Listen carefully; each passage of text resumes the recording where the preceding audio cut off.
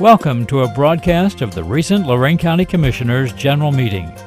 Unless otherwise announced, meetings are held Wednesday morning at 9:30 at the Administration Building, 226 Middle Avenue, 4th floor, downtown Elyria. These are public meetings and you are invited to attend. Agendas are posted prior to the meeting at www.loraincounty.us.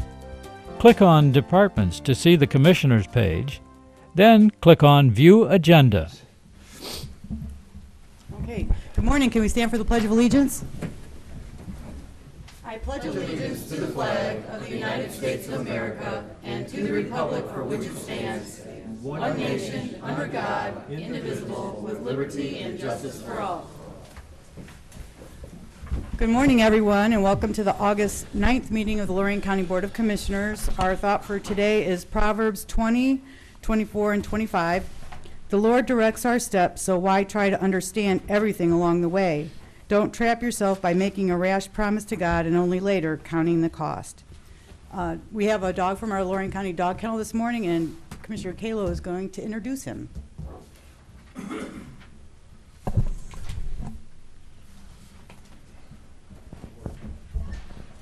here, bud. Come here. Come here. Come here. This week we have a great dog. He's a 6 to 8-year-old bulldog, pit mix, a male. He's available for adoption on Saturday. He's just got a great personality, make a great addition to your home. We've got 31 dogs currently. He's in cage 31. But if you get a chance, stop by. We got plenty of great dogs, but this guy needs a home, huh? Yeah. Come on.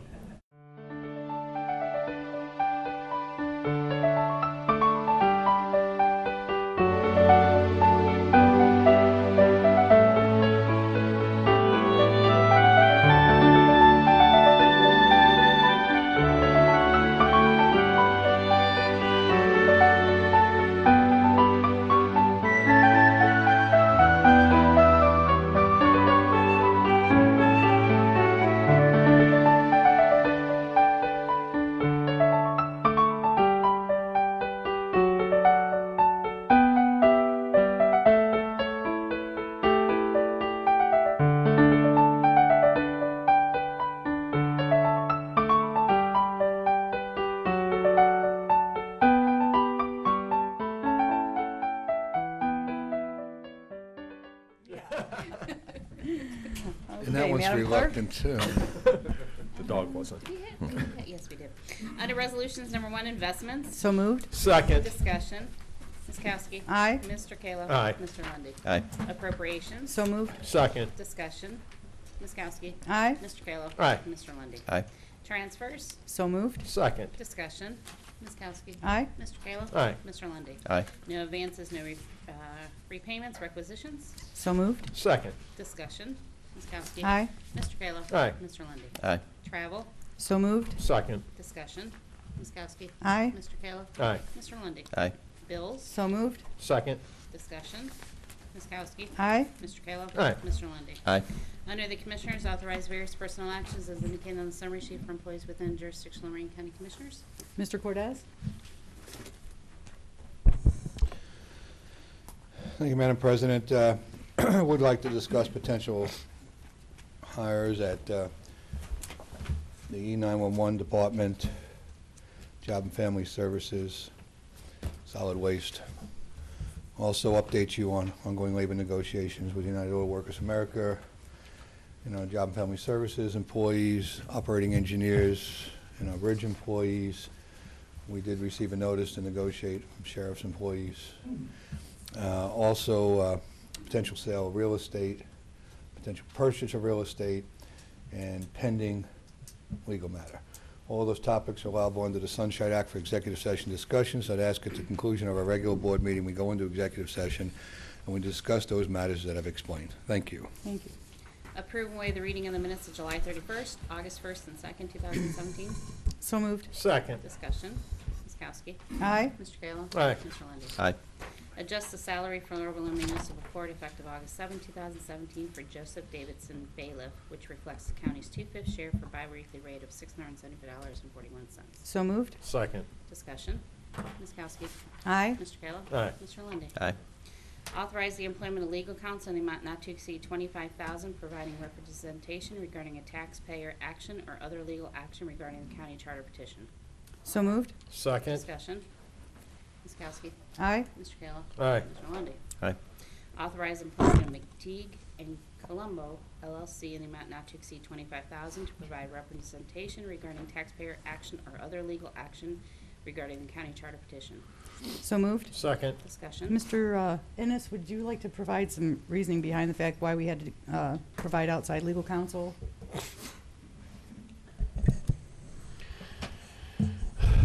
Well, we anticipate that there's going to be litigation regarding the Charter Commission, the charter proposal. I have various entities which the prosecutor's office represents on both sides of that issue, so we believe we have a conflict of interest because of the fact that once these proceedings start, they happen very, very fast. We think we need to get legal counsel lined up to be prepared to represent both sides of the issues ahead of time. Okay. Commissioners, just so you're aware, I did, on behalf of the Board of Commissioners, last week, petition the court. And there's a process that has to be done once the prosecutor recluses themselves because of a conflict, which I received a letter from the prosecutor's office quite extensively outlining their conflicts and why they felt they couldn't provide representation to, I believe, both the Board of Elections and Dr. Mattis as a protester. Dr. Evans. Excuse me, go back too many years. Dr. Evans, our former coroner was Dr. Mattis, as a protester, and thereafter, on behalf of the Board of Commissioners, petitioned the Court of Common Pleas to provide for outside counsel, which they did, and they did allow for outside counsel. So all of the procedures have been followed with regard to the Ohio Revised Code to engage outside counsel for representation. Thank you. Ms. Kowski. Aye. Mr. Kayla. Aye. Mr. Lundy. Aye. Children and Families Council approve and enter into a contract with Mercy for the purchase and delivery of services for the Help Me Grow early intervention for fiscal year 18 in the amount of $3,000 effective July 1st, 2017 through June 30, 2018. So moved. Second. Discussion. Jim, how are we addressing the Help Me Grow issue now? I mean, it's a small contract with Mercy for the early intervention. Well, actually, the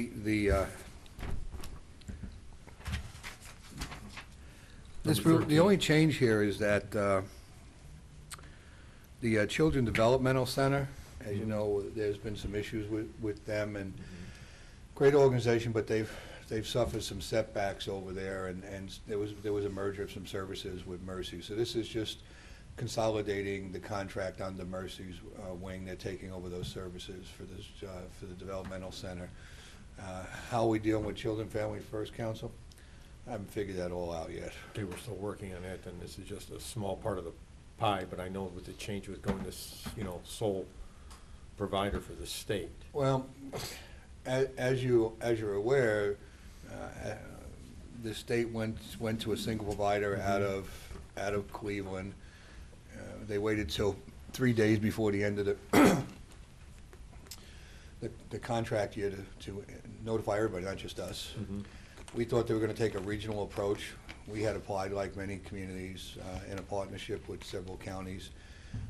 When the state did not notify anybody that they were going to award regional contracts, we, like most people, assumed that they were just going to renew the annual contract, which was still soft in funding to begin with, and the board did generously provide some funds to keep Help Me Grow and Children Family Council and the Children Family Agency afloat for the very important services they provide in our community. While we were working on that solution, at the last minute the state came by, and not only did it not give a regional approach to Help Me Grow Services, which are now Early Intervention Services. They rebranded them. They went to one for the whole state, which we're still trying to figure out how they're going to service everybody statewide out of Cleveland. Right now, it's a dollar for services. I'm not going to say that they won't be successful. It's early. It's very early to say, but without boots on the ground, we've always found that kind of delivery method challenging at best. And who knows to call them? I mean, that whole early intervention is a big part of the program. Well, they're also relying upon a network of referrals without at first contacts, and they're relying upon other provider of services to make those referrals and be that first point of contact, rather than the people that used to be here, used to be out in the field. Right. And we're the best we can do is watch and hope, because we have no ability to do much else than that. I wish them well.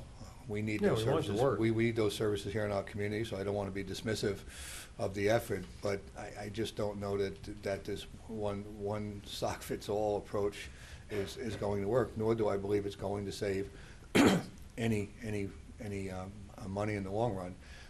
So hopefully they'll look at this, and if there's challenges with it, they'll rethink the strategy on this in the future. That still doesn't give us what we need at the Children Family First Council. Not only were we suffering setbacks, continued setbacks with the funding prior to this just basically collapsed the organization.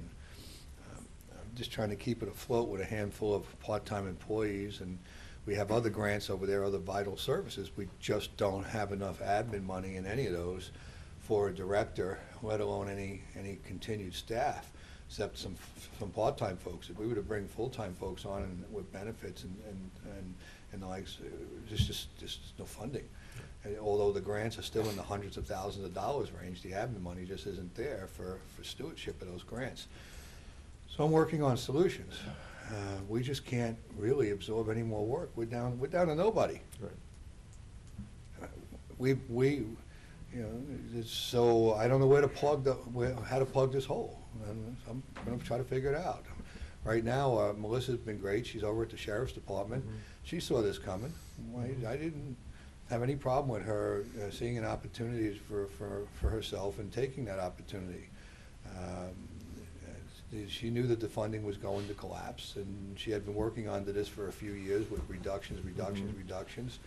So she's been helpful. She's been available to me, and that's been a godsend. I can pick up the phone, call her, and that's how I knew about this contract and what we need to do, because she's just a call away. She's a good person. She was a good director for us. She was a loss to our team. So I've had that luxury, but sooner or later that will evaporate too. But I hope to come back to you soon in the next few weeks with some kind of workaround that'll keep us moving until we see a brighter day. Okay. Thank you. Ms. Kowski? Aye. Mr. Kayla? Aye. Mr. Lundy. Aye.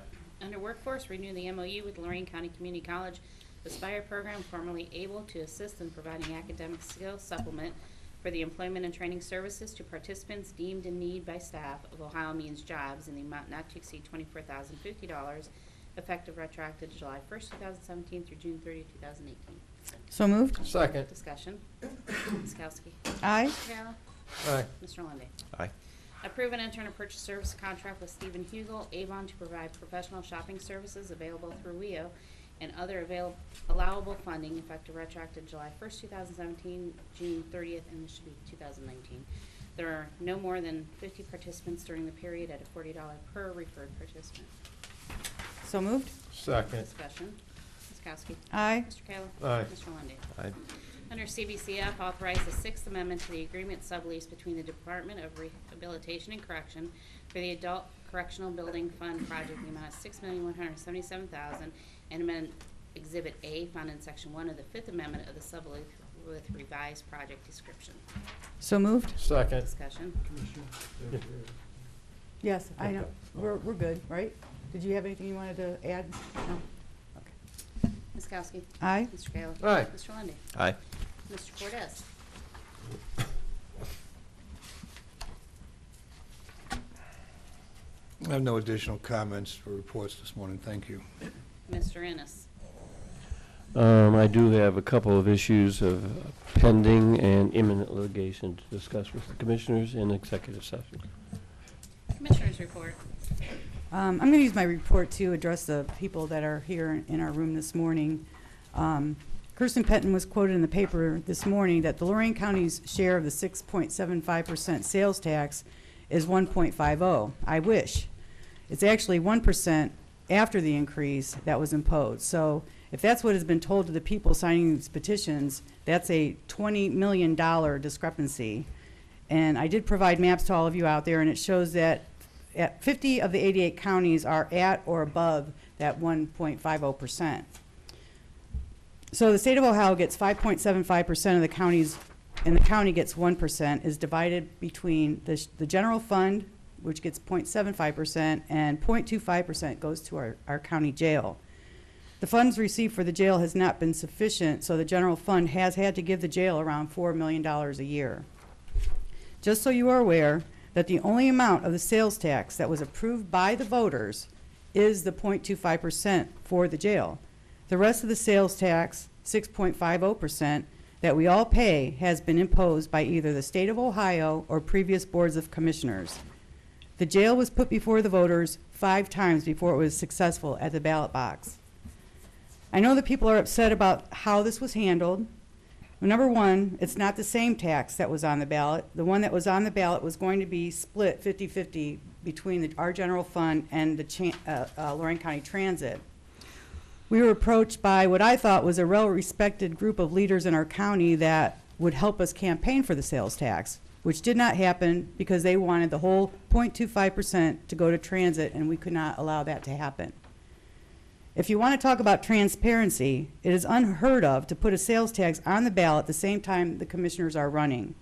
We did not hide behind the fact that this tax was needed and necessary. I believed if we had imposed it without a vote, we would have another group here upset that we didn't let them vote on the issue. Either way, we're not going to win.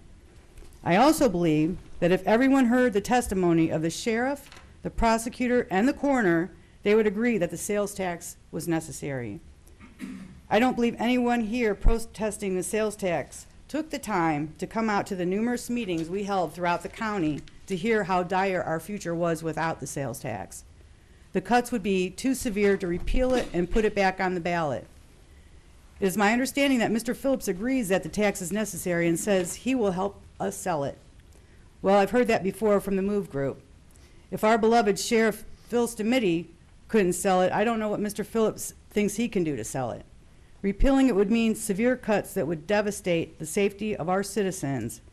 And this is not a Democrat or Republican issue. There would be just as many employees on both parties laid off if we were to repeal the sales tax. You may not like what I did, and I may pay the price for it in the future. I may not have done what is in my best interest, but I did what was in Lorain County's best interest. And that's all I have to say about that. Mr. Kalo? All done? All done. Okay. All right, then. Just had to get off my chest. That's fine. You're supposed to, Commissioner. We did what the county needed. Yeah. This week, busy week. Events, Sheffield Township Steak Fry, St. Peter's Church on but yesterday, our administrator, Jim Cordes, and I attended meetings in Columbus at Commissioners Association. Most of you who show up here, you know I'm pretty involved in the legislative part from a statewide perspective, discussing the new TCAP. We're one of the top 10 largest counties where we have to participate in. Jim, and we'll get you to chime in too as we talk about the TCAP stuff. And actually, we have Don Nickerson from CBCF is here too, so it was a nice discussion.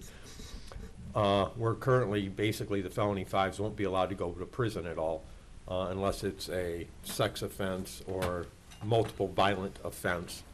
We're going to keep them here locally and using the CBCF and other diversion methods to try and turn them around. Expanded probation we're expecting. Sherry's here too. We got her too. We got adult probation here too. We're in good shape on all of this. Well, So- there's, you know, I don't, it's going to be a multiple prong attack, Commissioner. I don't know about keeping them here. We just can't send them to the state anymore. Okay, yeah. I told Don Nickerson, I said they did suggest Scioto County had plenty of CBCF beds if we wanted to send them down south. Without paying for their incarceration, so to speak. we get penalized if we send them to the state penitentiary. We get a reduction in the TCAP funding if we do send them. So we're still able to send them. It's just that there's a reduction in the funding provided under the TCAP. We can house them locally. There's not a penalty if we house them locally. We can use TCAP funds to house them locally, though that's discouraged, but there's also a wink-wink going on that. You can house the F5s, and you can concentrate on misdemeanors and move the misdemeanors out of the jail. You can look at intensive monitoring. You can look at diversion. You can look at treatment programs. You can look at halfway houses. They're open to just about any suggestion Other right than now. capital. Correct. It was a fairly unique meeting. Some of the counties are really struggling. We've already had one meeting here, and I know that the sheriffs and the courts have had a pre-discussion prior to that, and we have another meeting coming up. I don't see us with the same struggles in Lorain County as some of the other communities I think are already having. I wasn't surprised to hear some of the comments that we heard yesterday, although I think we made our position well known with regard to the state and their commitment to future funding after this program is put into place, that it was going to be, hard to believe that they were going to fund us after 2 years. We would ramp into this programming and get ourselves wrapped around it, and we thought that they would end the funding and we'd be stuck with the programming. And that's a very, very big concern, at least for the 10 largest counties. I don't think you're going to see many volunteer counties because of that very concern. Now, any county in the state of Ohio can volunteer to be in this program except the top 10, the 10 largest counties it's mandatory for. They're encouraging anybody outside of the largest 10 to apply for TCAP, and they're incentivizing them with funding. Some of it's quite generous, to be honest with you. I don't think you're going to see that. They just don't have faith that the state will continue the funding after they put all this program into place. Well, the concern also being, though, is if they don't lower their prison population, they're going to cut the funding, and they haven't decided how they're going to do that. They have not, and we remember Crawford County yesterday. Little Crawford County has 5 times the amount of F5s in the prison than Lorain County has. They have a hanging judge down there. Yep. And there's a $500,000 of TCAP money sitting out there trying to get Crawford County to stop putting F5s away. And Crawford County Commissioner down there says, we're not going to volunteer for that program. Our community loves the judge putting those people in jail. Yep. So there's a lot of balance that has to come into that equation. And we need to carve out something that's unique and workable, and the courts are going to have to wrap their head around how they want to do the sentencing and who goes into different programming, who doesn't. They do want the CBCFs full. They do want them utilized more completely. I wasn't aware, and I don't really pay too much attention to it, but that we can use any CBCF in the state. If they have empty beds, we don't have to just sentence them to our own. I didn't know that. Well, speaking with Don, with our new facility, we still have 20 male beds available. I knew we had some capacity that was left here since the expansion, but I just didn't know we could sentence them outside the community. I didn't really had no reason to know that or investigate that.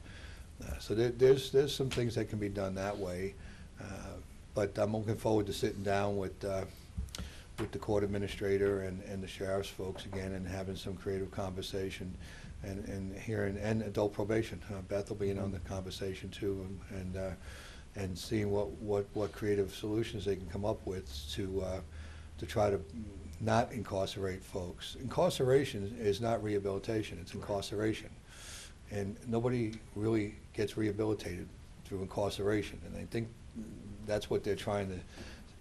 They're trying to find the people that will benefit better through another means than incarceration. Sometimes you incarcerate very minor offenders, and all you're doing is leading them down a different path that's going to be worse for them than maybe rehabilitation. Now, repeat offenders, there's a whole different set of rules for those folks, as you said. Repeat violent offenders, sex offenders, even if they're F5s, they're exempt from the TCAP. They're handled differently by the state. They're considered a different type of offender, and dealt with differently. The courts can handle them a lot differently in the sentencing requirements. Well, I think with our working relationship that we've got currently now between the courts and the sheriffs and probation, I think we're going to be able to work out something that's pretty beneficial to the county and should work out, because most of our judges are putting people through diversion anyway. They've been numbers progressive work. already. Lorain County has already been a progressive community. The judges already have been progressive, trying other solutions rather than sending them to jail where they may end up on a path that's more destructive than a rehabilitation path. So they have been had a very open mind on that in the past. So I think that's why it's going to be easier to look at TCAP here in Lorain County than it is going to be in some of the counties that have not been as progressive in looking at the human condition more fully than the judges here in Lorain County have. As I said, I don't think our struggles with getting our MOU and our grant done here are going to be as difficult as I sensed in that room yesterday. There was quite a bit of hostility on some folks' part, but I'll let you know. We have more meetings scheduled. We have some deadlines. We already have tackled how we want to handle the first one. I already talked to the folks, and we're going to deal with the first deadline pretty quickly, and we'll move past that. We'll see where we go. We're a bonus county right now. I did the math. The funding for us is good if we use it correctly. From the people the F5s that we were incarcerating that would have fell under the TCAP requirement to what we're getting right now, as long as it continues, it could be good. And the domestic court administrator has been with us too, because she's been working under the Claim Ohio funds, which was a similar undertaking several years ago. That's worked rather successfully. So this is I wouldn't call it a mirror program to that, but it's close enough where the experiences that domestic has had there could be very valuable to us as we move forward. Wonderful. As one of the bigger counties, though, in this program, most of them, I would assume, have treatment facilities in their counties. That's the big piece that we're missing here in Lorain County. I mean, we do have CBCF, thank God, but I think we have a bigger need than what CBCF can fulfill. It is a big problem for us. Because that's the repeat offenders, not violent, but, relapse is part of.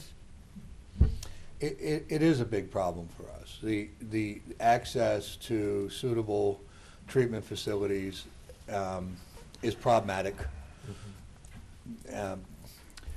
That's a conversation that has to be had. But there's probably not enough money within that grant to work. There is on not. that. We were talking well, about let's talk about how not much that money is much. available. Right. And That's if the it goes problem. away, if you can't count on debt service. There's a little bit over $1.3 million available over the 2 years. Right.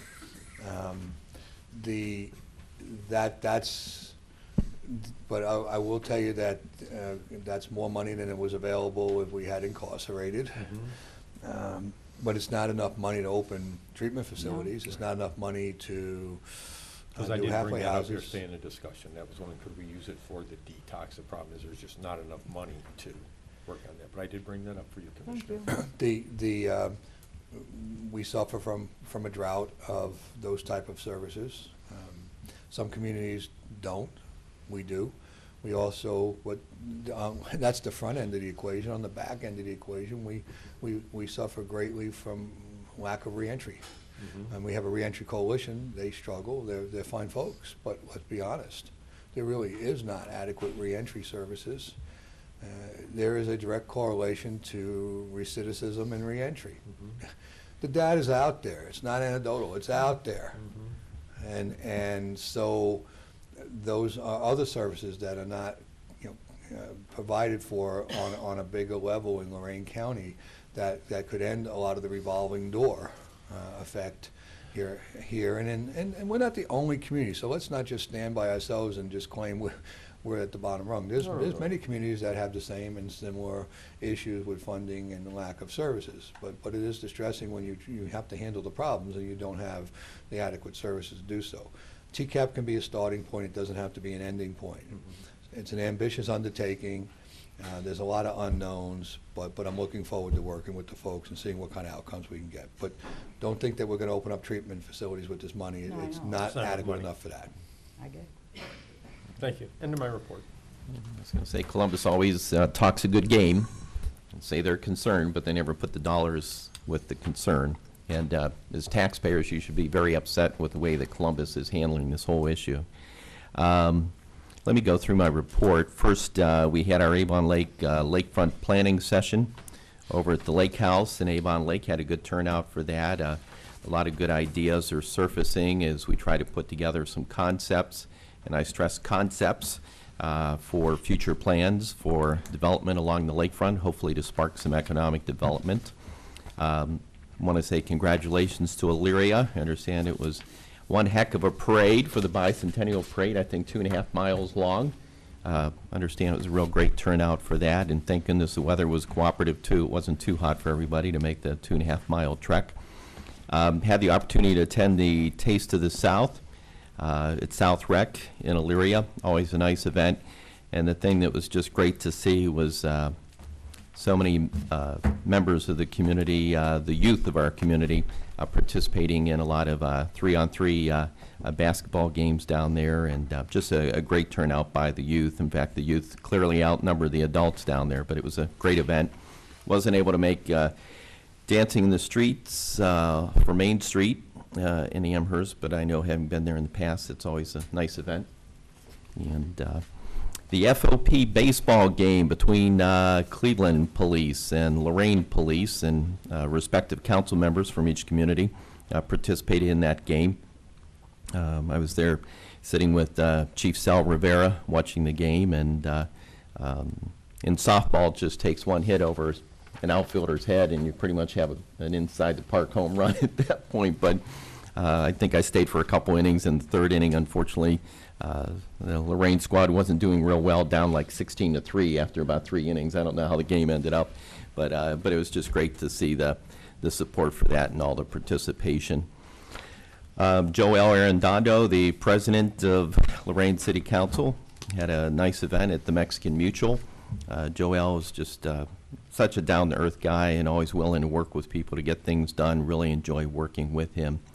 And also wanted to again send our sympathies out to the family of Chief Petty Officer Gary Ream Jr., who died when his cruiser collided with a cargo ship near Japan.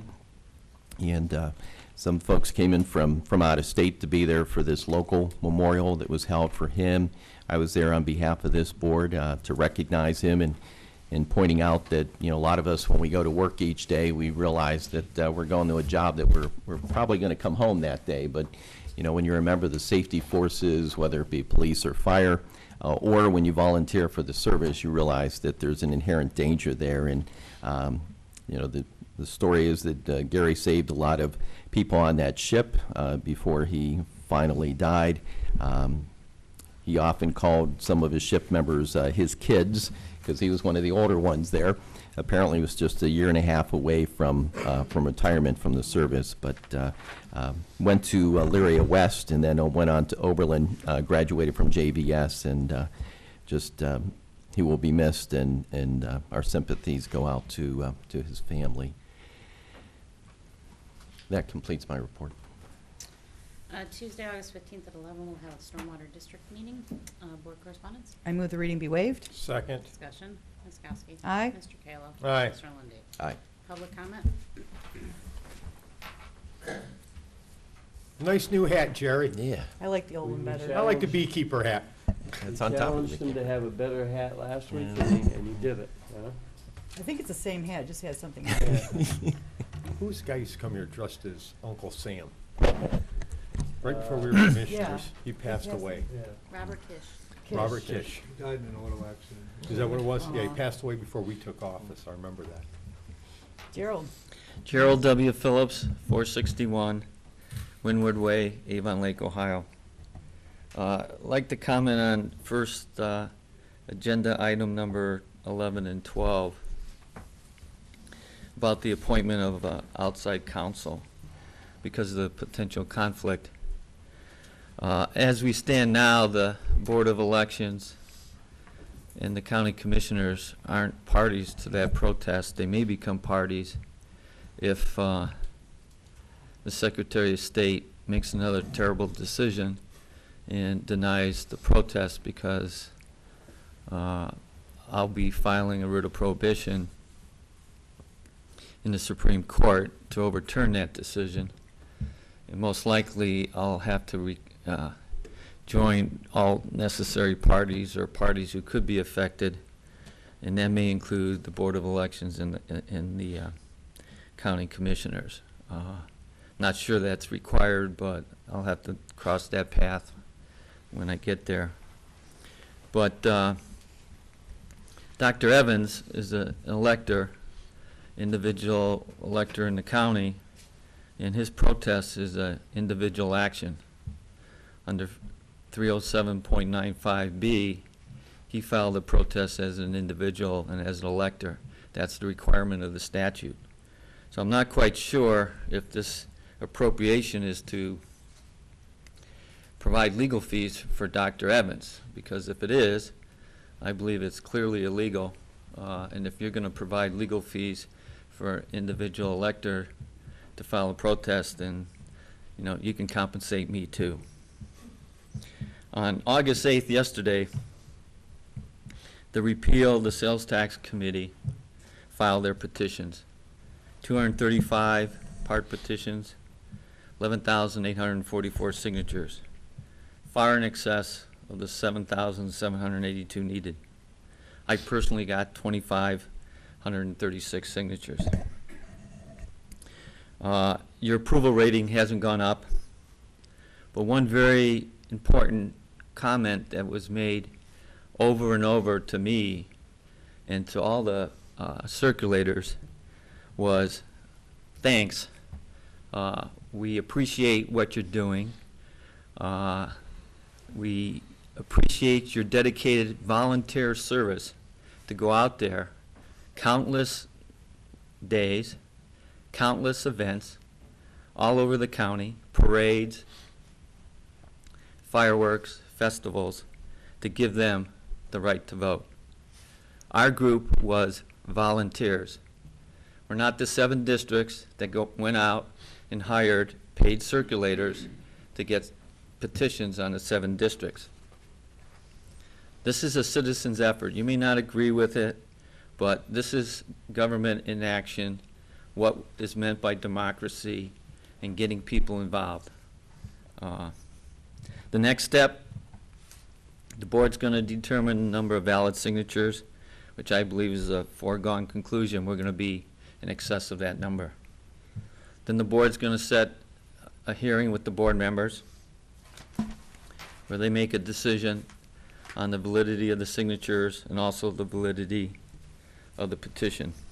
It's been Mr. Ennis' opinion that this petition is illegal. I would expect the board, probably 4-0, which would be contrary to the 2-2 tie, because if those 2 Republican board members are true to what they stated in the paper, that it was nonpartisan, and the reason why they voted that way was to give people the right to vote and to have ballot access, it'll be a 2-2 vote, but I don't expect that, because I don't think that was their intention. I think it was clearly partisan. We'll see. Maybe they'll prove me wrong. So this is going to end up in court litigation. The court's going to have to determine the construction of 5739.022.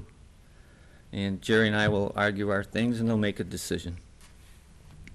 Mr. Ennis probably, recently he's made statements to impugn my professional character and my reputation, claiming I'm an incompetent lawyer, don't know the law, file frivolous lawsuits, I always lose, and cases are always thrown out.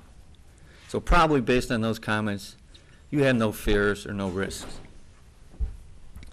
I've been up here and I made a demand and a proposal that you repeal the sales tax, put a new increase on the ballot so that you can put specific funds and earmark them for what I believe 2,536 electors and voters want. And also as part of that proposal, I personally agreed to dismiss the lawsuit so you would get to keep $5 million. That was rejected. You had until today to repeal the sales tax, and you haven't done it. I think you made a terrible decision. You know, the comments, you know, a projected $2.2 or $3 million deficit. The $5 million would solve that problem. You just have to go to the people and convince them. And the rejection of that, I think, is a slap in the face to the voters and to the right to vote. And I think that answers your questions, Commissioner Kokoski. We would solve the problem, but yet you didn't take that opportunity to accept that proposal. So as a result, an exploratory group has been formed, and we're going to pursue in that group 3 actions. The potential removal of Auditor Snodgrass for his unlawful, illegal actions in December when they thwarted the efforts of the sales tax petitioners. The removal of Commissioner Kokoski for a flip-flop decision in what is perceived to be deception, misrepresentation, and fraud on the voters to get elected. Third, to go out and get county reform in this county Can you with a repeat new what you- charter petition Gerald, can you repeat that? I did for fraud to have get elected elected? county executives, term limits, nonpartisan elections, greater ballot access for all people, libertarians, Republicans, Democrats, Green parties, and independents, combine the to create a fiscal officer, to combine the treasurer, recorder, and auditor's office, provide for greater voter rights, greater taxpayer rights, and to have it mandatory that all sales tax increases have to be put on the ballot for the vote of the people so that the voters' rights will never be violated and we'll never have to do another petition drive. Also, voter approval for compensation for the commissioners, to provide for recall and removal provisions, to have districts and councilmen at large. We will take upon the good points of the 7 districts petition, and we will improve on that concept. This new charter petition will be the gold standard for county reform that other counties can imitate. We all have clipboards. We're all going to have petitions. We're going to all have pens. We're going to all have T-shirts. We're going to all have signs and tags.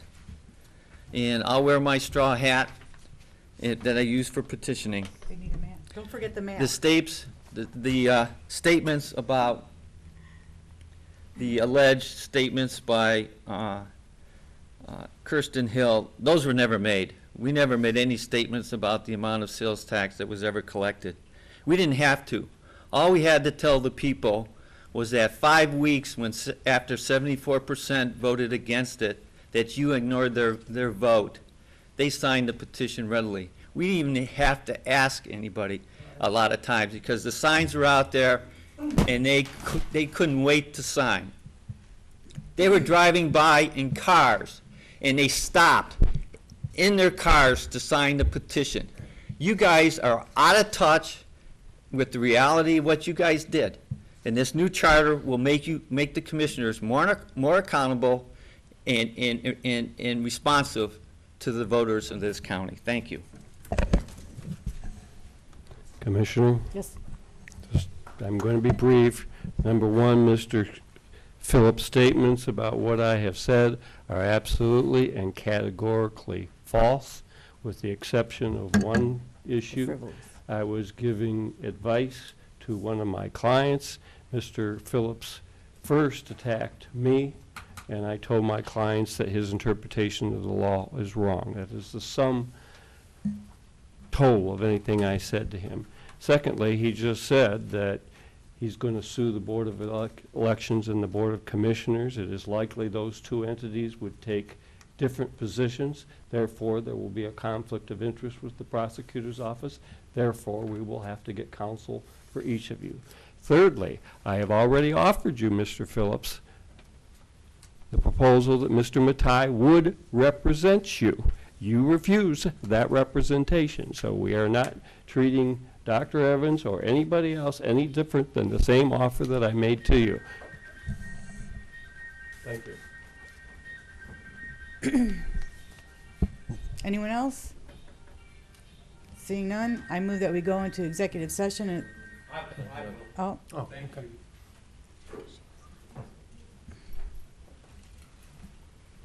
My name is Cliff Rivenbark, 829 Marion Street, Sheffield Lake. I'm How do you spell long-winded. your last name, sorry? Rivenbark. I'm long-winded. I apologize for that.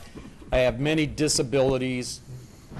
I tremor, I shake, I'm in a medication change. And I apologize for you listening to me and slowing up the people that are also here with me. As a thing that I'll briefly talk about is a family thing that growing up, our family took money where I put my keys and loose change. I never made middle class, and I speak from the same shoes that a lot of people throughout this county I've heard from.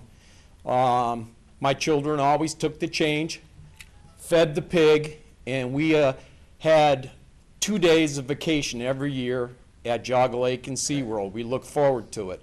As my children grew older, of course, their expectations and needs grew. This Porky in our family was not big enough. We needed a big bottle to accomplish what we needed to do as a family, and that was our only joy in life, 2 days of vacation. So I would like to start with, well, we need jobs. And briefly, without mentioning 100 of them, I'll put them all to rest. Fruhoff, Fisher Guide, Ford, York, Bendix, the old Invacare, the shipyards, the steel plant, Mullen, and my favorite, Midway Mall. They're gone. I'm sorry. We got to move forward. That would help everybody. But you know what? I'll talk about that later. How I became to come here, that's a different issue. I will speak about that at a different time and date, but I call it poke the bear. I was lucky enough to be in this room during all the discussions before the sales, with the presentations, and with the votes. I guess I was blessed to be here, and it was kind of something good. I just wanted to bring that up, and I will say I am a flea, I'm a mosquito, and I'm only one voice. I am not naive to believe that we the people run things. I respect and am thankful for the people who died and were martyrs to give up things for me to have my rights. I can only pass to my children that what you earn, you can spend, and the thought of stand up for what you believe strongly in, even if it's not popular. I will admit that people have short memories, and you got a chance if hypothetically one martyr would go out 8 days a week on their own and hypothetically bring in an Amazon distribution center to the Midway Mall, everything would be great, and that's just a joke. I was here. Certain people came forward and they talked at both sides about similar things, and I also got to listen to people with vested interests that gave their opinion. I wanted to be out in December with the people that were speaking because I was involved with it, but as everybody else, I'll have to talk about, most people don't vote. Even when we're out talking, people say our vote doesn't matter, and that's a terrible thing to teach to the young children. Nobody really knows what's going on, even in their own city. They don't attend these meetings. They don't attend their own city meetings. They don't sit in council meetings. They don't know and they don't care unless it directly affects them. Exactly. That I have been through. I wasted my time for charter with the city of Elyria. Oh, what a boring thing that was, to go through the review of that back in the day when I was interested in Elyria politics. And I got to watch them grow monuments throughout the city with capital improvements. So I did live in Elyria from '79 until current. My mother passed with pancreatic stage 4 cancer. I got to spend the last couple years with her. I am thankful we had affordable care, that she could have appropriate care for the 2 years she was alive. I let her die in peace, telling her that the house would stay in the family, and I'm currently in that house that I grew up in 1959. Make it real quick. After I saw these people, I had every intention of looking in the newspaper, looking online, and I wanted to go sign. But just like everybody else in life, there are other things more important. I never made the effort. I never made the time. I never got out to sign their petition. It was just bad, but that's the way the world runs. This time around, I did volunteer to help. I will admit it was a joke to me at first. I wanted to limit my time and my efforts. I was always getting ready to quit, and it was always my last paper. Someone always redirected me and continued to feed me one more sheet. But the same way, people publicly thanked me for what I was doing. I sat in a chair. I was outside in the sunshine more since until I was 18, talking to people, listening to people. Sometimes I didn't even care about signatures. Public talked for 20 minutes to me about their concerns, that they should have been addressing it in a different way. I did hear people from out of the county coming to us to shop because we were a value from our sales tax, and they were coming here to shop. And I kind of thanked them for that, because I'm glad, because in the old days, Coyote County used to come to us. Looking forward to this, I thank these people for their sacrifices and to get me involved. Personally, it meant a lot to me. I did have my anchor in the water. I did drag it, but as time went on, it was the right thing. People wanted to have this succeed.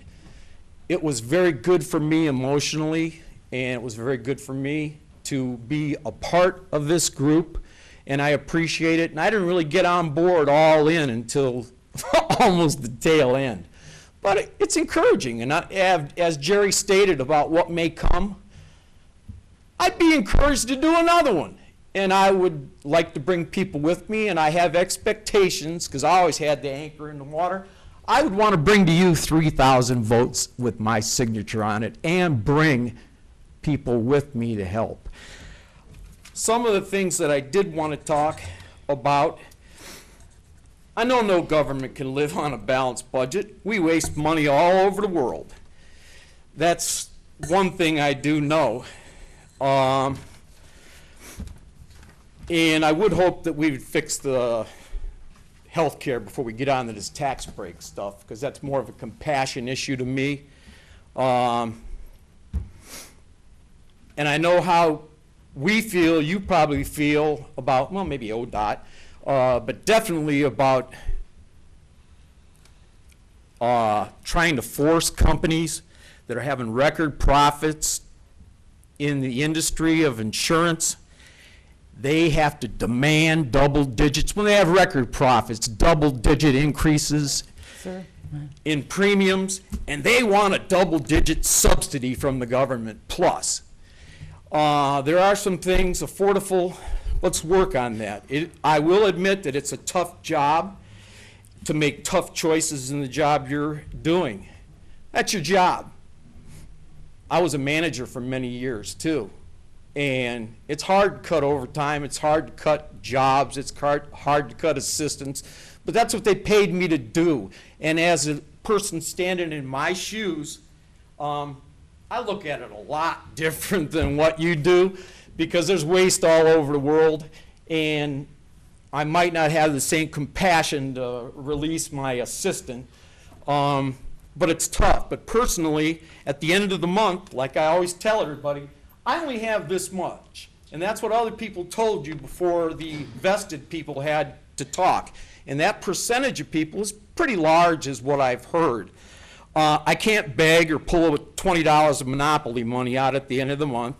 But I'm crazy to think, why shouldn't government be on a balanced budget like people do? I do feel insulted because I'm forced already in my life, I'll use the term, spend my rainy day fund, my savings, my 401k from my multiple jobs, and sell all my assets to balance every month. That's a different perception than what you have. I have a 99 S10. If I bring it in to get it repaired, of course they'll want it to be a 2017 brand new truck. And I have to think, can I do that? The same way I would look at what you do and say, do I need to spend $5+ million across the street? So those are things that we got to make tough choices on every month. But I'm on this side, and I got to remember that. I will tell you one story that I feel the thought process of. It is insulting to me about certain things. There's terrible things being said about the state. Well, heaven forbid that somebody somewhere in government wouldn't want to balance a budget. That to me, it's insulting when you say the state stole our money and really the money is on our backs. That's what people do when the income drops. You have to cut spending. It's tough. People have to adjust the expenses to work with their current or forecast budgets. I can't reach in, but I will end with just a couple quotes because I could talk for hours. I saw something on Oprah. I don't really know how it went, but it didn't matter what you make or own or do. People will always remember how you made them feel. My shoes are much different. I will say one other thing, that I wouldn't want to be insulting, but if I have to live in my shoes, this is a once-a-week meeting. I would offer this seat to you, and I would sell all your chairs at Jamie's if you really need money, because I've had to do it. Yeah. Other people have had to do it. Right. So don't look at it like, we want to build new jails and police stations and fire stations and do all these wonderful things if you don't have the money. My choices are different than yours. In closing, never doubt that small group of thoughtful, committed citizens can change the world. Indeed, it's the only way it ever has. And ending, my family, I have to rename Porky from something else because he's in retirement. Feed me, feed me, feed me, feed me, feed me, feed me, feed me, feed me, feed me. The agenda, I usually don't keep people to 3 minutes because I know sometimes it takes a bit longer, but if we can try to keep it closer to 3 minutes, just so everybody can have a chance to speak, but go ahead. Yeah, I'll be brief. I'm actually, I have comments from a lady who also was on our petition drive who had to leave for another function. So she gave me written comments. It won't be extensive. Morning, Kristin. Good morning. You need to tell us where you're from. And your name. Yes, my name is Kristin Penton-Hill, and I'm from 44905 North Ridge Road, Amherst, Ohio, in Amherst Township. What is 25 cents worth? What can you buy for 25 cents? Would you miss 25 more cents out of your pocket? Would your neighbor miss 25 more cents out of their pocket? What is 25 cents on $100 worth to you? What is 25 cents on $100 worth to Lorain County government?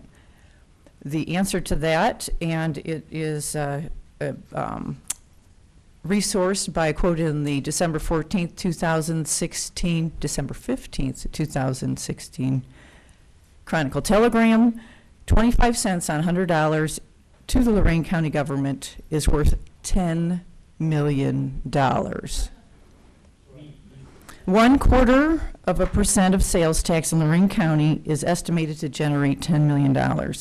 And yesterday, we did have a press conference outside of the Board of Elections, and I was not certain of the portion that went to the state versus the county, so I was inaccurate, but it wasn't displayed in the article that there was hesitancy, and I did question what I was saying. But I did confirm it last night. 5.75% of the rate does go to the state, which actually, if anybody's curious, that equals 23/4%. 23/4% in this county is worth $230 million. So that's what's going to Columbus. And staying And in then the current remaining 1% that brings us up to the total of 6.75% is what stays in Lorain County, supposedly, unless they take a fee for collecting the tax for you to send it back. But so that 1% then equals $40 million annually.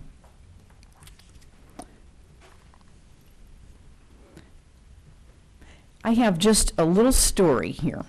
It's just 25 cents on $100, the pro taxers say. To that penny-pinching, frugal customer that shops in my store, 25 cents is worth a lot. Let me tell you how I know this. There are customers who will break the stem off the top of a red pepper and hide it amongst the remaining red peppers on the display. I've weighed the stem of a red pepper. It weighs 0.02 pounds. Not to encourage you all to start paring your vegetables in your favorite produce department at your favorite grocery store, but that stem on that red pepper, when you take 0.02 pounds times the price, costs 4.9 cents to that customer. 25 cents is worth something.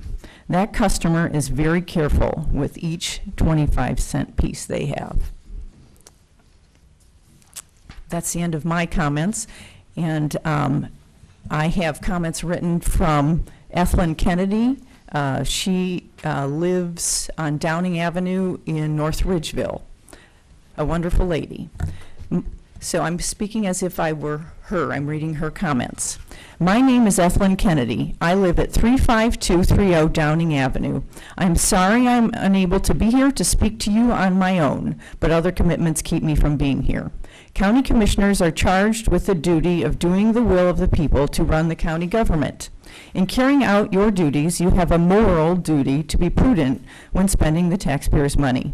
You have a responsibility to be transparent in informing the shoppers in Lorain County of how you spend their money. In all circumstances, you must remember that it is not your money you are spending, but the funds of hard-working citizens of Lorain County. And in the case of a sales tax, the citizens from surrounding counties who come here to shop and boost the success of business owners in our county. On November 8th, the voters went to the ballot box and made their wishes known loud and clear. 99,780 voters said no sales tax increase.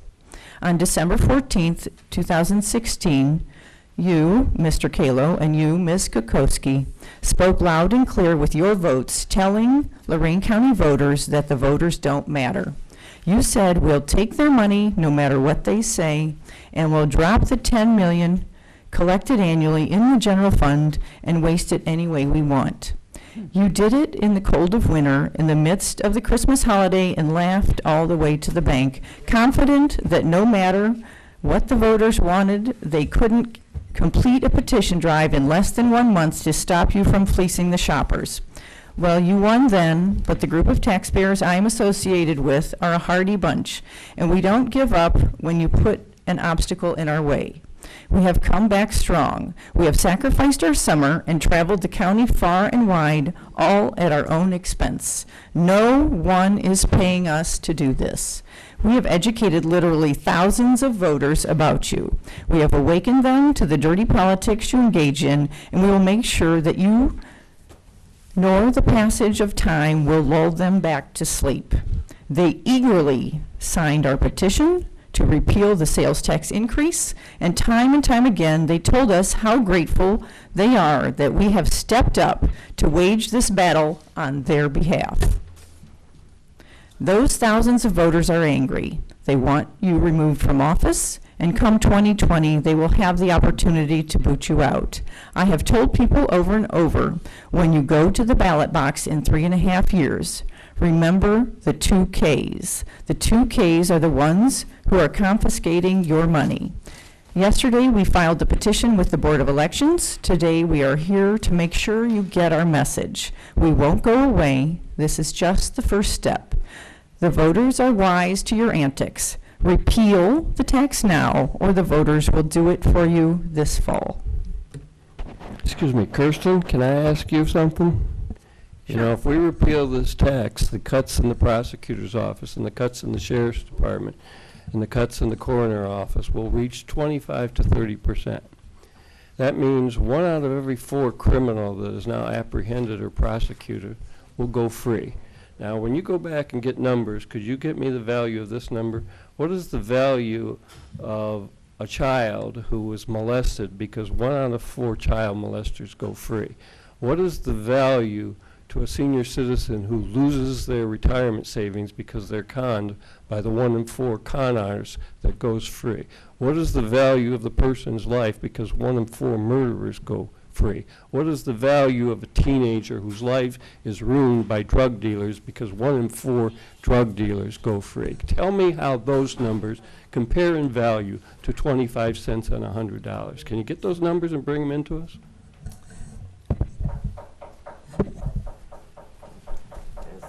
Very powerful, Jerry. Very powerful, Jerry.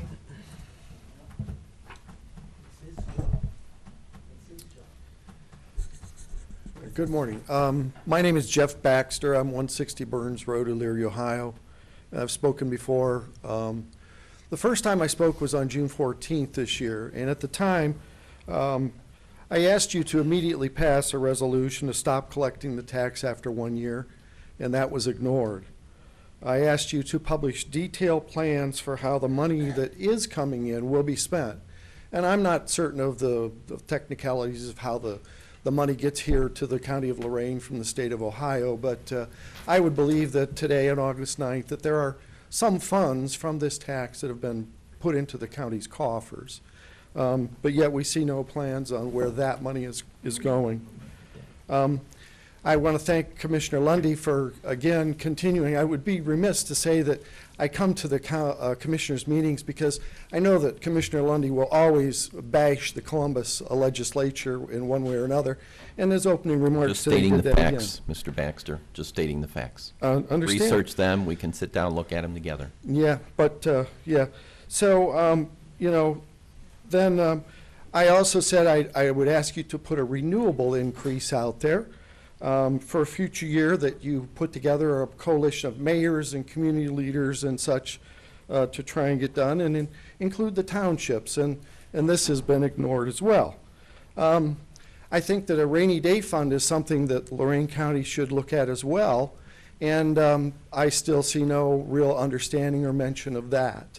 The year is half over. I'm surmising there might be as much as $4.5 or $5 million that came in from the state. Nope. Oh, no. Not No. yet. Jeff, we don't collect until a few months after. Our first real collection was July on this sales tax. July? Yeah, July, Okay. so we're going to collect, and we're waiting for August collection. There was a small bump in June. So it started April 1st and collected in July quarterly then? Well, no, No. we're actually about No. 2.5 months behind, but because of the Okay. change in the sales tax, we're always 2 months behind. Whatever Okay. sale, by time, I appreciate that. I was That's- gonna give you information that's- how it works. That's good to In-person is a see. business person. We Okay. collect sales tax for a month, Mhm. and then we have till 23rd of the following month as retailers to remit to the state. Okay. And then they have another month, 6 weeks to remit back to the county. So it's always a 2.5 months. Okay, so that's a few of the things that I mentioned back in June. You know, since that time, you know, I personally have collected 1,698 signatures that were turned in yesterday. And I left 2 off of there because I always want something else to attain. And I know that there's going to be another effort, and I want to hit 1,700. So that's why I did that specific number. During the time here, in the 3 months of the circulation, I've probably talked to at least, I'm going to guess, around 3,000 voters. And I think, you know, the cities of Elyria, Lorain, Amherst, Oberlin, Avon, North Ridgeville, Vermilion, Grafton, Wellington, LaGrange, Eaton Township, Columbia Township, Avon Lake, Sheffield Lake, Elyria Township, Amherst Township. These are all municipalities that I've personally been in, talking with people at all the various events that our team worked at. And I have to mirror a lot of what Jerry and Kirsten and Cliff have said this morning is the voters are not happy with what happened here. You know, I think that this whole thing actually came about, unfortunately, Commissioner Kokoski, because of your actions, okay? And that was the change between the vote on the 7th of December and the 14th. And I think that as a show of good faith to the voters of Lorain County, I'd like to ask you to resign immediately and let a replacement be placed who might better serve the citizens of Lorain County. Can I answer that? Sure. The reason why I said no to the sales tax increase originally is because the voters said no. So I said, okay, I'm going to give the voters what they want. I'm going to not increase the sales tax. That was a good decision. That was a good decision. Thank you. I thought it was at the time too.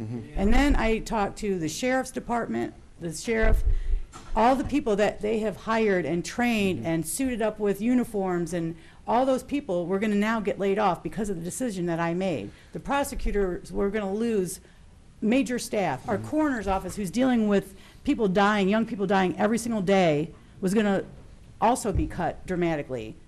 We were going to let the drug dealers run this county? No. After a week, I couldn't even sleep. I couldn't live with myself with that decision. And that's why I changed my mind. Not for my benefit. I don't make any more money. It doesn't benefit me whatsoever. It benefits my sheriff. It benefits my recorder. Every department in this entire county would have been affected by the fact that we did not increase the sales tax. And then find out we're going to be losing another $2 million because of this another sales tax change. How are we supposed to function? That's why I changed my mind, not to benefit me. It was actually to benefit you and your family. Thank you.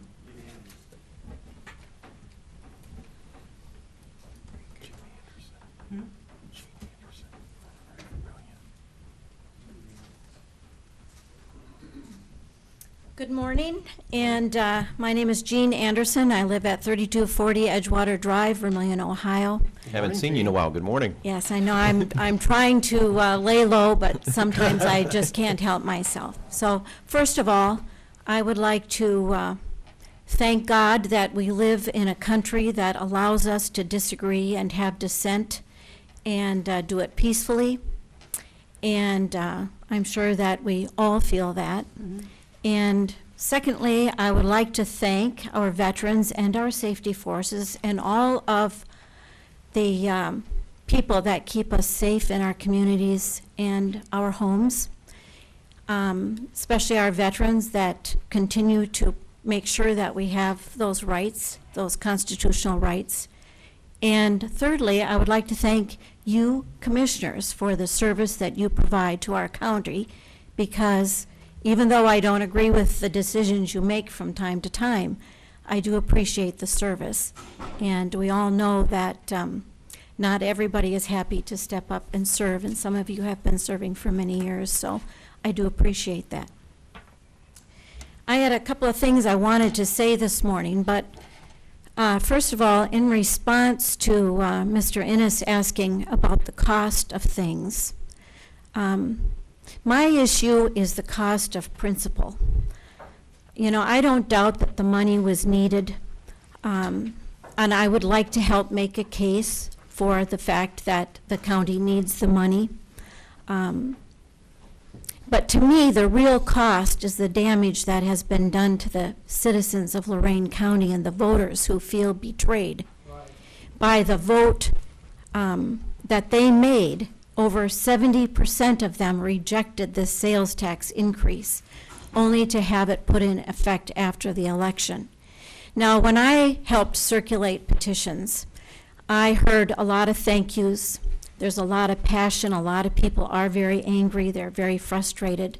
But I also heard a lot of people say to me, what's the use in voting? It just doesn't matter because nobody pays attention to our vote anyways. And to me, that's the fundamental cost that we have at issue with this issue, is people are losing faith in their government and they're not showing up at the polls to vote. And that's the loss, that's the cost. So if we can inspire our people to vote because it matters and communicate the message and educate them properly, I believe most citizens want what's good for Lorain County, and they will do the right thing. We But just not can't reach when them. they're disenfranchised. We haven't been able to reach them. We've had meetings everywhere begging people to come and hear what is going on in the county, why we need the sales tax. We can't get them. They don't pay attention. They don't, unless it's, like he said, affecting them directly, they don't come. I'm glad that you came. I didn't know that you were here. I don't remember you being at any of our meetings, but thank you for at least taking the time to come. But that's a rarity. Yes, and he is a perfect example of what is brewing out there. But I'm Now, just saying, and nobody will come. I agree, so you have to change the method. There, I'm a kind of a grassroots person. You know that about me by now. And so I believe that there are grassroots ways to communicate a message to the people who live in this county. Wow. And I believe it's possible.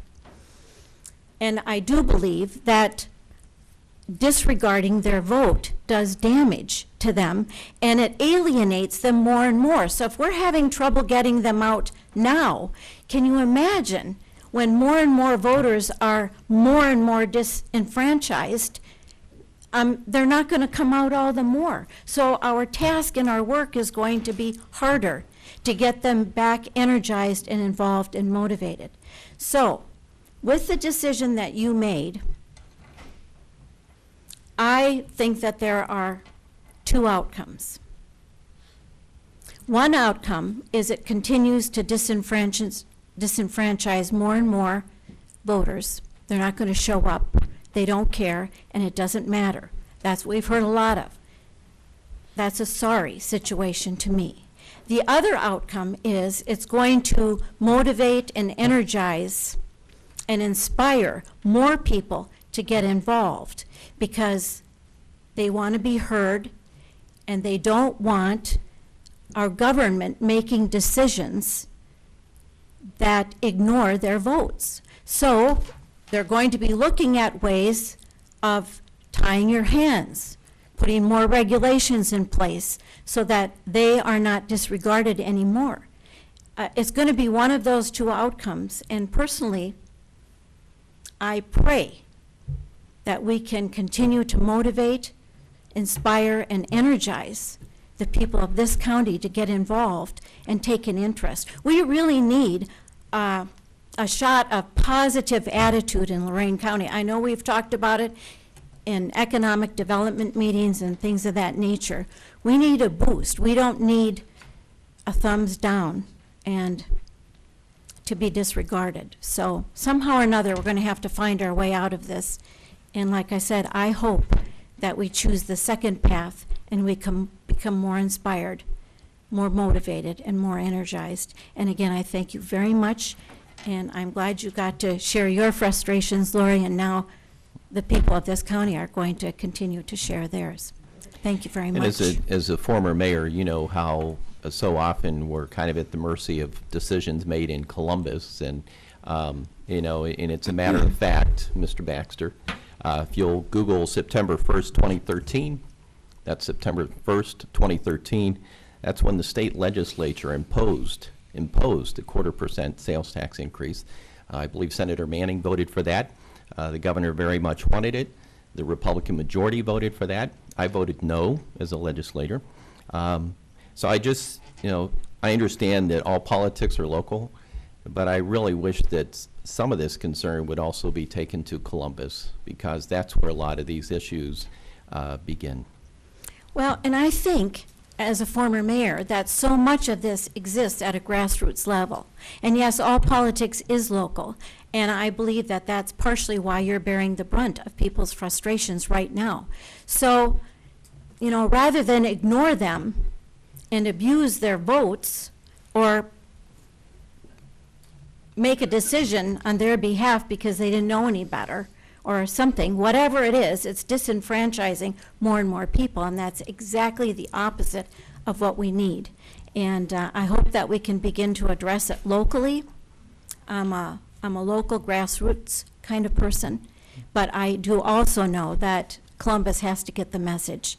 And I'm well familiar with control of the funding and the local government funds and all of those things that enter into our government finances. But making a decision to override the vote of the people, I do not believe is the route or the path we need to take.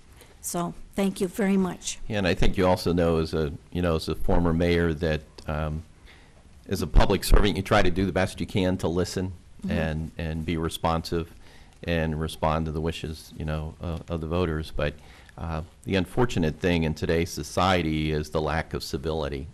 I believe that you can have, as you said, being peaceful about it. I believe you can have strong disagreements, but I think it should be done in a civil manner with respect. Keep focused on the issue. Don't make it personal. The personal attacks don't solve anything. So I couldn't agree with you more about the importance of maintaining civility. That's very important in today's democracy. And unfortunately, we've seen a great erosion of that. And optimism and positivity and all those good, wonderful things. And I'm not willing to give up hope on that yet. So, again, thank you very much. Thanks, Gene. All right, my name is Ryan Terry, 4263 Bell Avenue in Sheffield Lake, Ohio. Just wanted to say no means no, and I voted no in November. I'm supporting everything these people are doing, helping, and I'm the resistance as well as them, so just wanted you to see what I look like. Thanks.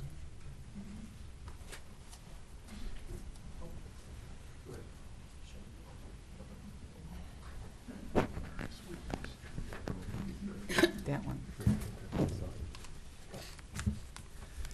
My name is Pastor Rick Young, Liberty Baptist Church here in Elyria, Ohio. I represent the working poor. I have a pay stub from one of the people that attend my church.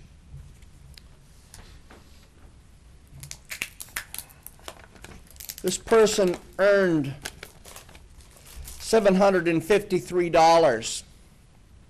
Of that $753, $162 was taken out in taxes. Paid federal income tax, Social Security tax, Medicare tax, Ohio State income tax, LaGrange income tax. That's before the 97 other taxes that we pay. $162 out of this person's check represents 22% of their 2 weeks' pay. I think you should stop yelling. Yeah. We're right here, sir. You have a microphone. I think you should. Oh, I think if you would have heard earlier. I think you should stop yelling. You are a pastor, right? No, no. You could speak. You could speak. If you can't stop yelling, then you need to leave the podium. You see, that's your people's problem. Not us people. No. Oh, yes. Not us people. let's Sir, be you will hold yourself in good decorum or you will leave the podium. Oh, I am very good decorum, sir. Then lower your voice and speak if you have something to say. Do not yell at people. Sounds to me like you're yelling. I'm not yelling, sir. Hold yourself in good decorum. I am. You see, that's the problem. Nobody's listening. We're listening. If they would have listened, they would have listened to the people that said no. They did not listen. That is on record. The problem is We spend too much. I spent 9 years in the Marine Corps. I spent 20 in the Navy, and I didn't act like you. Thank you for your service, sir. Thank you for your service. Then you understand government waste, sir. I understand a lot of things, and I understand that you have every right to not to be upset, but you don't have every understand right to treat government people waste. respectfully. Oh, I respect. The Bible teaches us to respect. Then why don't you follow it? Because the people that are supposed to be There's a respected are not respecting the people. There's a because? I didn't know there was a because in the Bible. Oh, is that right? Apparently So you there's a haven't because, read so much of it. You could treat people with disrespect because? We treat people properly. Well, that's all I'm asking from you, sir. When they don't listen, you have to turn it up. We were listening. We were looking right at you, sir. Now, Mr. Innes, you addressed someone and said, "What are we going to do?" I heard your pleas for more money. Oh, we need money for this. We need money for that. What are we going to do? What are we going to do? Spend money properly. I pastor a church that pays me $525 a week. I've been there 35 years. I live within my budget, and I save. That's prudent. And I know government waste. Pastor, in 2008, our budget was $80 million, almost $80 million. It's now 54? 55. And so we have cut. We have cut 30 million. 25. What business do you know can cut almost 30% and survive? But what do you want to suggest? You want to? We can save millions and millions of dollars if we go to gravel roads. Now, well, how do you pave roads without engineer employees? Do you know what it costs to have a truck to plow snow? How do you pay for that without any money? So if we go back to, you say make it happen, live within your budget. Okay, we go back to gravel roads. Your poor that you've talked about will damage their vehicles on gravel roads, and it'll cost them more than this tax is going to cost them. The expense that you people have to, and the time you lose by having to slow down and travel on gravel roads is going to be more money to you, far in excess of what you're talking about. But we can do that if that's what you're saying. We can make those kinds of cuts. And like I said, we can cut back on the prosecutor's office. We can cut back on the sheriff's thing. But those criminals are going to be out there. And all I'm saying to you is, to me, my family, and the safety of my friends is more important than 25 cents on $100. It's not even comparable to me. No, but how do because you don't live on what most of the people in Lorain County live on. I know. You see, it's easy for you. It's nothing to you. It's not easy, sir. Do you know how? Do you know what I did Monday night, sir? I went to LaGrange Township at 3 o'clock and talked with taxpayers there. Then I went to Columbia Township at 5 o'clock.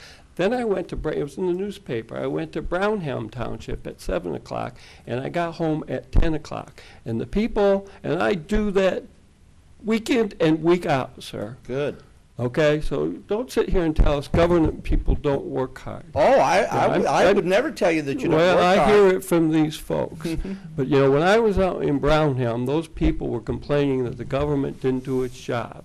Well, if there was any truth to it, it was because the people didn't have the personnel to do that.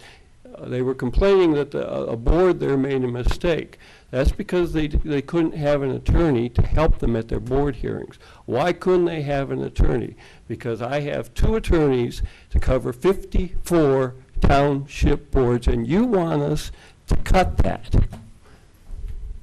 Tell me how I cut 2 attorneys for 54 townships.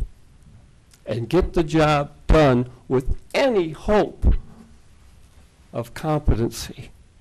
Well, you've cut the budget so far, and So I this cut room it to isn't, one. and this room isn't So I filled, should have one lawyer to cover and this 54 room is not township filled boards. with your Is that what constituents you're saying saying? that you're not doing I'm your job. asking you to give me specific things. You scoffed at the roads. Okay, so what do you want us to do? Get rid of all of our sheriffs? Get rid of our prosecutors?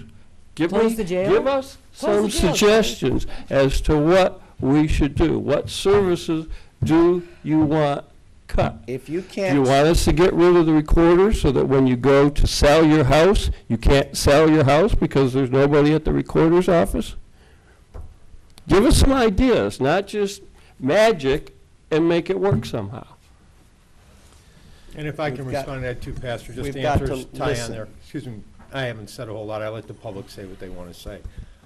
Going back to the recession in '08 and '09, and everyone who sits here knows I'm a proponent of raising the sales tax. I think everybody complains Lorain County doesn't have anything when everybody around us is growing. And as I sat in Franklin County yesterday and talked to the commissioners down there, they put 1/4% on imposed and 1/4% 5-year, and the business community has asked them to keep that 1/4% 5-year one to keep improving their community. We haven't been able to do that in Lorain County. We didn't have the foresight to raise the sales tax 20 years ago and put sewers on all our main corridors like Erie County did. Cost a couple commissioners their job. That's what happens when you're elected by the public. But they also got all the economic development down Route 250, and former Mayor Anderson, who was Erie County and Lorain County mayor, knows what happened out there. It was a lot of foresight and a lot of fortitude to do those things. We did do massive cuts.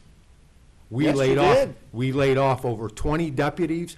We laid off jail personnel. Prosecutors went on, they took 15% pay cuts. We all chipped back in from our salary to help the general fund. We laid off, 25, 30% out of our departments we still haven't replaced, which means we're behind in economic development, which when people say they want jobs, we don't have bodies to do jobs because we don't have anybody to do that work, okay? Those are the things you miss out on. That's why Lorain County is constantly behind and not moving ahead. We should be at 7% sales tax, and I would promote that and say it all the time. I've said it when I'm on the ballot. I've said to every voter in this county, and all the papers have reported, so I've never been afraid of talking about we need revenue to make this a better place to live. if And you I want understand the revenue- working poor. If you want revenue, promote industry. We don't have the economic development money to put together all these packages other communities have because we don't have the revenue because we're always running on a thin line going, who are we going to lay off next? There's a difference. You can only cut so you can't cut your way to success. You can't make your church any better by cutting the amount of parishioners you have or the amount that goes into the plate to pay. You don't make it a better church. There's a church next door to us, and I understand that this is city government, not Lorain County government, who wanted to build a church next to us. The sewer was 10 feet from the church. The illustrious government said, we don't want you to use that sewer. We want you to get access to another sewer. A church has meetings 3 times a week, and the government, in their brilliance, said, oh no, that sewer can't handle it. You have to have another sewer. You see, there's waste and foolishness everywhere. Well, maybe There's waste Maybe there and is. people saying, Maybe you couldn't handle the sewer. I work with sewers. Maybe Right. it was at capacity. That's not waste. That's not foolishness. I run the sanitary engineers department, sir, and I don't know for a fact. I'd have to look at it, but sometimes sanitary lines are at capacity, and if you add more capacity to them, it causes flooding and backup in other people's homes. We don't know that. well, nobody's had any problem with it. They haven't, but if you add somebody else to it, it could cause problems. They may have done an It engineering could. study on it. It could. Well, it costs the church an awful lot of money. But again, rather than having facts, you're providing Innuendo. an opinion on something. You're calling it waste and abuse, and I would love to know the specifics and find out that sewer was at capacity. I cannot believe that somebody would not let anybody hook onto a sewer because there was capacity and they just didn't want to do it. Sometimes the sewer is maxed out. Sometimes storm sewer systems are maxed out. Adding people to it is not possible without causing problems other places. Adding Has nothing to do with impervious fraud ground, and more abuse and not rooftops. wanting to do it. Sometimes we have to find the facts out before we make generalizations of it being a bad thing. Is there fraud and abuse in our government? There's fraud and abuse everywhere. There's fraud and abuse Thank you. in the churches. There's fraud I and rest abuse. my case. You should, yeah. Is there fraud and abuse in religion? Yes, that's true. There is. Everywhere. There's everywhere, sir. Another generalization. That's why the people, you have to pay attention to the people. When Okay, things you're aren't not allowed to done speak there, It's sir. Curtis's When time. things aren't done enough, then this place will be filled, Okay. and Thank you'll you. have to deal with the people. Thank you. Until then- You're not at the Good morning, podium, Curtis. sir. Sir, wow, for a pastor, he's very rude. Yeah. My name is Curtis Weems. Good I live morning, at 350 Curtis. Greenbrier Drive, Avon Lake, Ohio. Most of my statement will be read because I want to say express exactly my thoughts. Shame on you, commissioners. Your contempt for the will of the people knew no bounds when you unilaterally imposed a sales tax. When 74% of the voters overwhelmingly voted it down, shame on you. First, you claimed you needed $3 million and then $5 million. Apparently, you don't even know your own financials. And so you cry, because sir, the I'm state- talking, I was sir, just gonna sir, give you some fill-in please, why that changed. after my Okay. comments, fine. Okay. But in the meantime, I Go ahead. ask you to No, go respect ahead. my time. Sorry. So your claims to the contrary, needing money, fall really quite hollow. The tax we voters rejected would have given you $5 million, with another $5 million going to transportation.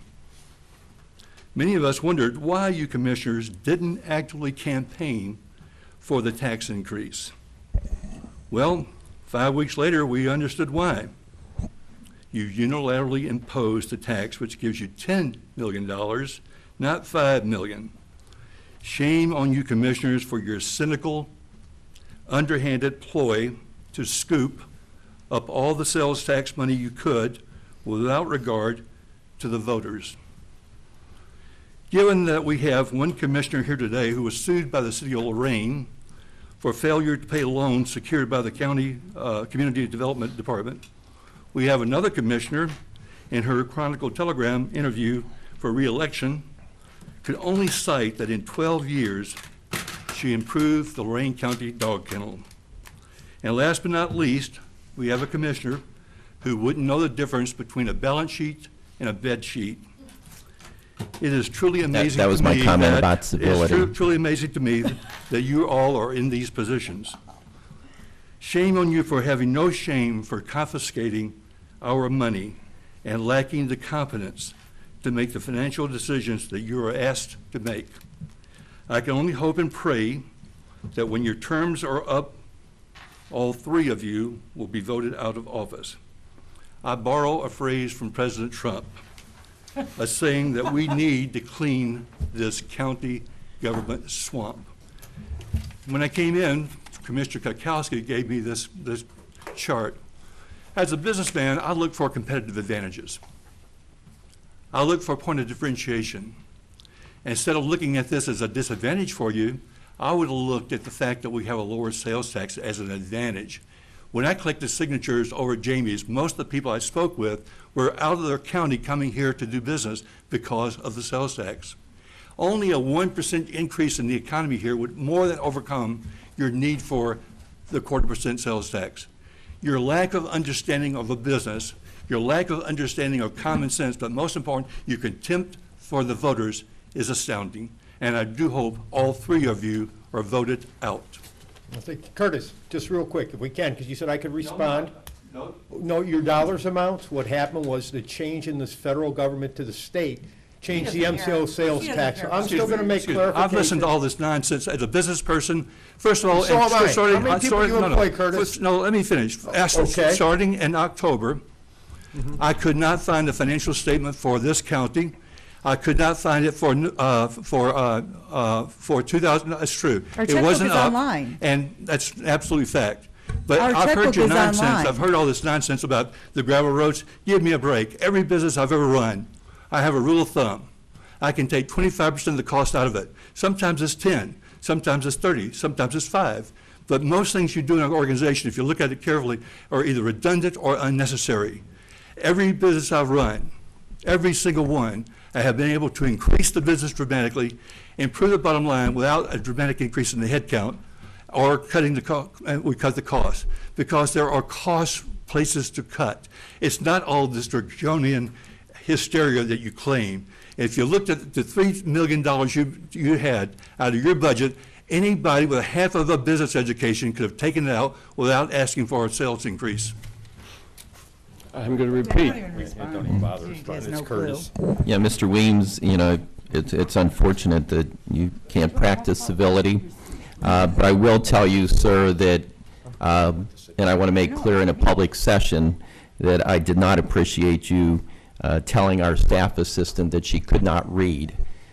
I don't know if you were being condescending or chauvinistic, but that was totally uncalled for, and she is owed You an notice how apology. he listens, he walks out. Yeah, he can't so, even listen you know. because he leaves. Wow, that's probably one of the rudest guys I've ever met. Yes, without a doubt. It's okay. Anybody else a little bit more friendly want to speak to us?